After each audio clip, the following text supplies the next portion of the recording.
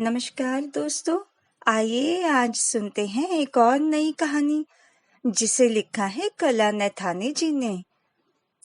यदि अभी तक आपने इस चैनल को सब्सक्राइब नहीं किया है तो कृपया इस चैनल को सब्सक्राइब जरूर करें। कला जी की कहानी का शीर्षक है बहू की कमाई के हिस्सेदार। हेमा को जो रिश्ता एक खूबसूरत जिंदगी की शुरुआत के सपने बुनवाने लगा था, वही रिश्ता कुछ ही समय बाद कैक्टस से भी बदतर महसूस हो रहा था। आंगन के कैक्टस पर लगे फूल कम से कम उस पौधे के महत्व को तो जता देते हैं, लेकिन मेरा और वंश का रिश्ता तो सिर्फ कांटे जैसा ही चुभता है एक दूसरे को। हेमा अक्सर ही दिल के इस ख्याल में उतर जाती।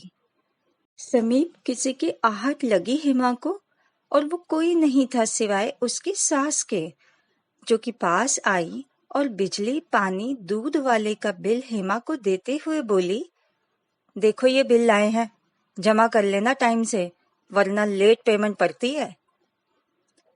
हाँ, लेकिन मैं क्यों माँ जी? वंश को कहिए ना, ये सबके पेमेंट के लिए।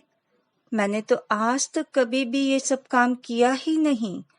भैया पापा ही करते थे ये काम हमारे घर में। मम्मी और मैं तो कभी भी नहीं करते थे। हेमा ने बिल सास को थमाने के लिए बढ़ाया ही था कि उसकी सास ने कहा, देखो बहू, मायके में क्या था क्या नहीं था, वहां का जिक्र लाने की आदत तुम छोड़ ही दो, और बिल पेमेंट तो तुम भी कर ही सकती हो। सिर्फ वंश या मैं ही क्यों जमा करें बिल? तुम भी तो कमा ही रही हो, और जिस घर में ये हिसाब चलता है ना तेरा मेरा वाला, वो घर कभी घर नहीं हुआ करता है। यह कहकर हेमा की सास वहां से चली गई। हेमा तुरंत वंश के पास गई, जो माँ के बिस्तर में पड़े हुए टीवी देख रहा था। वंश, ये बिल तुम चुका दोगे ना? मैं? नहीं तो। मैंने तो माँ को अपनी कमाई सौंप दी, हमेशा की तरह। छुट-पुट पैसे रखे हैं बस। वंश गैर जिम्मेदाराना होकर बोला। ये क्या बात हुई वंश? आप उनको सैलरी दो, वो मुझे बिल भरने को कहें। ऑफिस जाते हुए रोजमर्रा की चीजें मंगा लें, और मेरे अपने खर्चे भी तो होते हैं ना, वो भी पैसों से ही खरीदूंगी ना।